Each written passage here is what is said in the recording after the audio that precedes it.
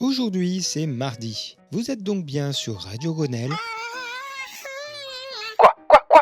Pourquoi tu cries, Kiki? J'ai fait un rêve. Il y avait ce gars vraiment stupide qui voyageait dans le temps et qui faisait des Non, trucs. mais ça existe pas, les voyages dans le temps. Allez, bois ta soupe de sang de licorne et viens bosser. D'accord. C'est le modérateur qui sera la voix du Dantrobat Docteur cette semaine. Ah oui, Peter. Il s'appelle pas Peter. Et nous sommes ensemble pour faire l'état de la recherche sur l'épidémie de Covid-19. Bienvenue à tous sur l'écho des labos. Fail de la semaine. On va nous dire qu'on s'attaque toujours aux mêmes. Mais ils ont qu'à pas toujours raconter n'importe quoi aussi. Cette semaine, c'est Martine Vonner qui remet le couvert du n'importe quoi avec un tweet bourré de majuscules et d'émoticônes danger. Ah, c'est une adolescente. Non, une députée. Elle relaie une publication de l'université d'Oxford qui, selon elle, prouverait que Les hospitaliers vaccinés du Vietnam qui ont contracté le variant Delta ont une charge virale 251 fois supérieure à celle des non-vaccinés. et que donc. Les vaccinés sont des propagateurs. Alors, pour commencer de manière propre, l'étude dont il est question est là, En description. si vous voulez jeter un œil. On constate que c'est un préprint, et que donc, comme d'habitude, dans ces cas-là, la prudence est de mise. Et ici, prudence, ça veut dire ne pas aller hurler n'importe quoi de manière péremptoire sur les réseaux sociaux. Par exemple. Péremptoire. Et c'est quelqu'un qui fait. Non. Mais ce n'est pas une raison. Penchons-nous dessus en détail. En fait, non. Il n'y a pas besoin d'une analyse en détail pour comprendre que soit Martine Vonner n'a pas compris, ou pas lu l'étude, Et dans ce cas, elle ne devrait pas émettre d'opinion à son sujet sur les réseaux sociaux. Mais ça porte un nom, ça. Oui, la dignité. soit elle l'a lu et ment sciemment pour manipuler son auditoire. Et dans ce cas, j'espère que cette charge sera ajoutée à l'instruction en cours de l'ordre des médecins à son sujet. Mais ça porte un nom, ça. Ouais, l'honnêteté. L'étude compare des échantillons de soignants vietnamiens vaccinés et contaminés avec le variant Delta à des échantillons de patients positifs non vaccinés faute de vaccin existant à l'époque, au printemps 2020. Lorsque c'était la souche originelle qui circulait. Tout ce que l'article dit, c'est, en substance, Même vacciné, un patient infecté au variant Delta reste 251 fois plus contagieux qu'un patient infecté avec la souche de base.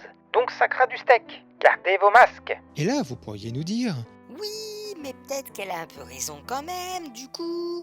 Les vaccinés propagent plus que les non-vaccinés, si ça se trouve. non. D'autres études Toujours en description, toi-même tu sais. ont établi que entre deux patients non vaccinés, l'un ayant contracté la souche originelle et l'autre la souche Delta, le second était environ 1 millier de fois plus contaminant que le premier. Quand on passe de 1260 fois à 251 fois, ça s'appelle une réduction de la propagation, pas une suppression, une réduction. Et c'est à peu près cohérent avec les chiffres de Pasteur, qui ont établi la différence de propagation entre vaccinés et non vaccinés en France à un facteur de 12 en défaveur des seconds. Découverte de la semaine. Qu'en est-il du lien entre la vaccination et les dérèglements du cycle menstruel observés? Ah non, mais moi, ça va. Kiki, ça te concerne pas. Pourquoi?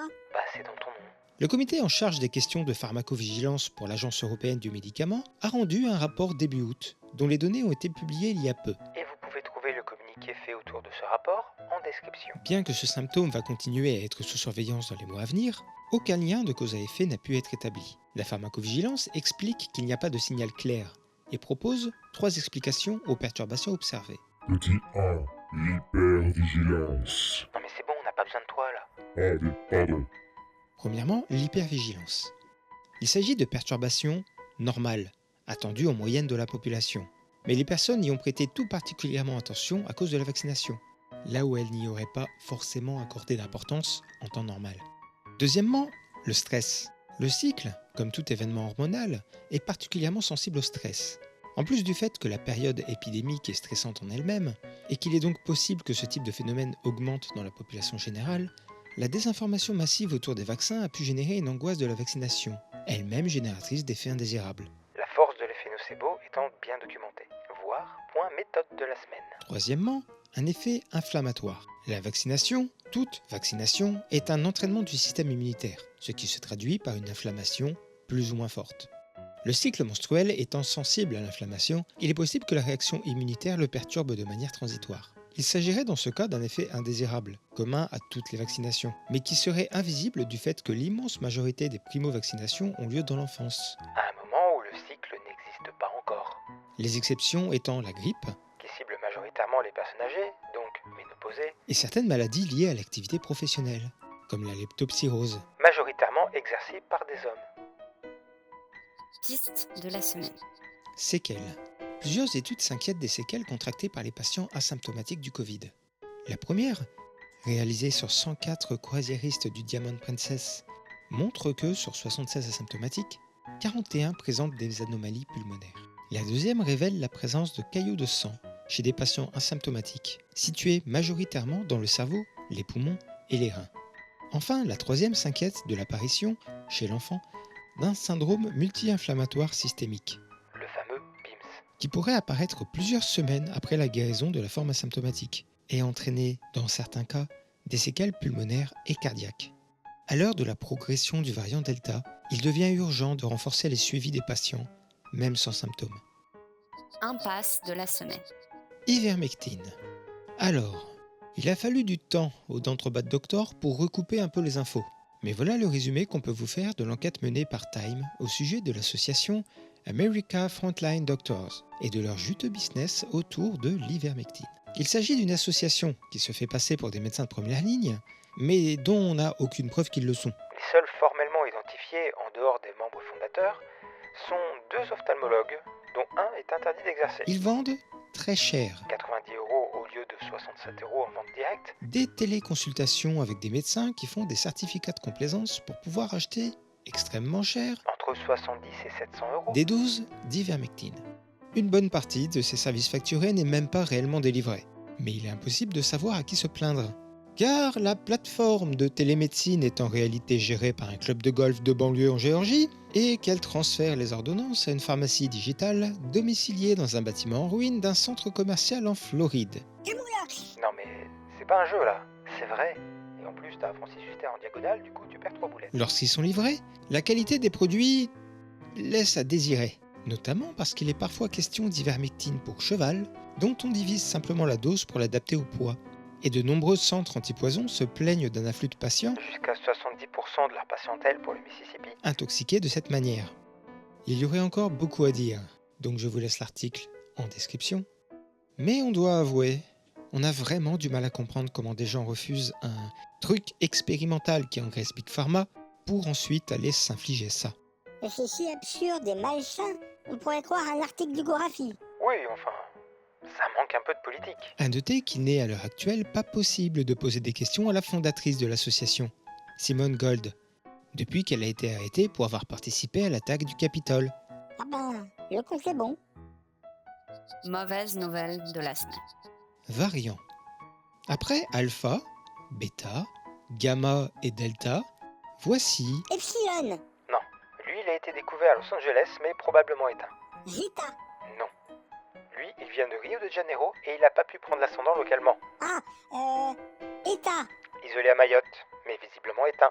Theta, Découvert aux Philippines, mais localement maîtrisé.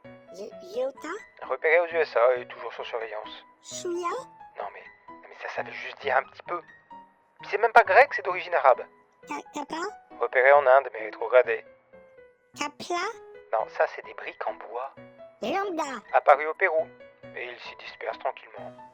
On vous en parle au moins car ils n'ont pas pris l'ascendant dans leur niche écologique. Mu et C.1.2. Mu, Mais qu'est-ce que c'est que ça? Mais Kiki! Qu'est-ce que tu fais encore? Ah, tu parles de Mu, donc moi je croyais que... Mais non, mais pas le chevalier d'or, le variant. Comme dans Loki. On a déjà fait cette blague. Mu est apparu en Colombie. Il est sous surveillance en Amérique du Sud et en Europe où quelques foyers ont été décelés. C.1.2, quant à lui, est originaire d'Afrique du Sud. Mais les deux semblent avoir été dans leur écosystème local, étouffés dans l'œuf par le Delta. À suivre tout de même, parce que ça commence à bien faire. En plus, C.1.2, c'est même pas un vrai nom. En plus. Qu'est-ce que putain de quoi? Chaque pays a sa tradition des titres de presse où il suffit d'un mot ou deux pour savoir que ça va être du grand n'importe quoi. En France, par exemple, c'est ivre. Comme dans Ivre, ils kidnappent un lama et lui font prendre le tramway. Ce genre de truc, quoi. Non mais vous êtes pas obligé d'inventer des trucs juste pour faire Tibi, hein. C'est pas inventé. Les Américains, c'est plutôt En Floride, comme dans En Floride, un homme reconnu coupable d'agression avec arme après avoir jeté un alligator à travers la fenêtre d'un drive-in Wendy's. Ce genre de truc. Ou alors, en Floride, les commerces, écoles et services publics qui demandent à voir Votre équivalent du pass sanitaire en France? devront payer une amende de 5 000 $ par demande. C'est une vraie loi et vous pouvez la retrouver en description. Ce serait peut-être drôle si l'État en question n'était pas un des plus touchés par le variant Delta et n'avait pas actuellement 15 000 patients hospitalisés pour ça. Ça serait peut-être drôle si plein de gens dans plein de pays défavorisés n'étaient pas actuellement en train de mourir faute de vaccins, quand ces États-là en jettent faute de volontaires. Ce serait peut-être drôle dans une autre version du monde. Ici, ça ne l'est pas. Bonne nouvelle de la semaine. Autorisation. Ah ouais. Non, pas toi, Kiki. La FDA a approuvé de manière complète le vaccin Pfizer pour les plus de 16 ans. Pour les 12-15 ans, le produit, soumis plus tard, reste sous autorisation d'urgence. Celui de Moderna devrait également être bientôt réévalué en ce sens par la FDA. Et l'Agence européenne du médicament a également annoncé prévoir une mise à jour en ce sens. Alors, en vrai, ça ne change pas grand-chose, ni pour les médecins, ni pour les patients. Mais ça fait un argument anti-vax de plus qui tombe. Le fameux Oui, mais ça a juste une autorisation temporaire, c'est pas une vraie autorisation. « et chez les vulgarisateurs, ça soulage ». Point méthode de la semaine. C'est bon là, c'est bien. Oui, tu peux y aller. Là c'est beau, et non c'est beau.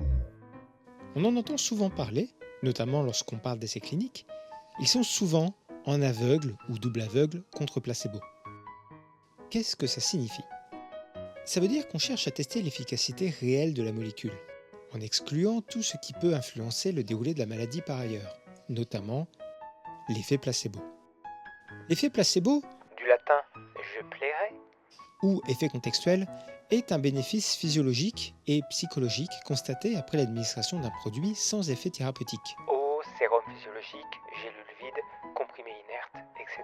Énormément de facteurs entrent en compte. Relation médecin-patient, diminution du stress du fait de recevoir un traitement, guérison spontanée, sentiment d'importance lié au coût ou à l'invasivité du produit, etc. D'où le fait qu'on préfère parler d'effet contextuel.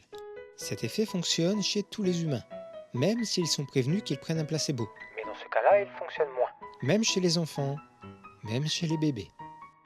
Il a également été mis en évidence chez les animaux très liés aux humains. Selon le traitement et la pathologie, il peut être responsable d'entre 30% Pour les antidouleurs modérés comme le Doliprane, à 70% de l'effet du médicament. Ce n'est donc pas rien, et certainement pas un facteur négligeable. Ça explique notamment, bien que l'homéopathie n'ait aucun effet prouvé supérieur au placebo, pourquoi les patients expliquent tout de même en ressentir des effets. À l'opposé, on trouve l'effet nocebo, du latin je nuirai. qui est l'exact opposé. Les réactions délétères suite à l'administration d'un produit inerte. Il peut prendre la forme d'effets indésirables, surtout si le patient a lu la notice avant. Le dendropathe docteur, pour sa part, à une époque où elle devait faire des injections compliquées, il lui arrivait de ressentir des effets indésirables pendant qu'elle était en train de préparer la seringue. Et on estime que 20 à 30% de sujets sains vont ressentir des effets indésirables suite à la prise d'un produit inerte. Il peut aussi prendre la forme des effets que le patient ressentirait s'il avait effectivement pris le produit réel en surdose, y compris des effets graves. De symptômes sans cause réelle, mais attribués à un phénomène que le patient croit délétère, On pense que l'électrosensibilité appartient à cette catégorie. voire, dans les cas les plus extrêmes, entraîner la mort. Si cela vous intéresse, vous pouvez jeter un œil à la mort vaudou, Vaudou Death. un cas rare et extrême de syndrome culturel psychosomatique. L'effet nocebo ne doit pas être négligé, et c'est pour cela que, dans les essais cliniques, les effets secondaires sont toujours recensés chez les patients prenant le placebo, afin de jauger des effets indésirables réels du produit, hors effet contextuel. En espérant avoir pu apporter un peu de lumière dans le chaos ambiant, je rends l'antenne. Et on y retourne la semaine prochaine, car l'épidémie ne se termine pas avec la rentrée des classes. En attendant, prenez soin de vous et des chercheurs qui bossent dur, et autant que possible, restez chez vous. Bisous. Tiens, Kiki, je t'ai trouvé un bouquin. Oh, le nécro... Ah, Le Necronomicon, Kiki. C'est le Necronomicon. Oh.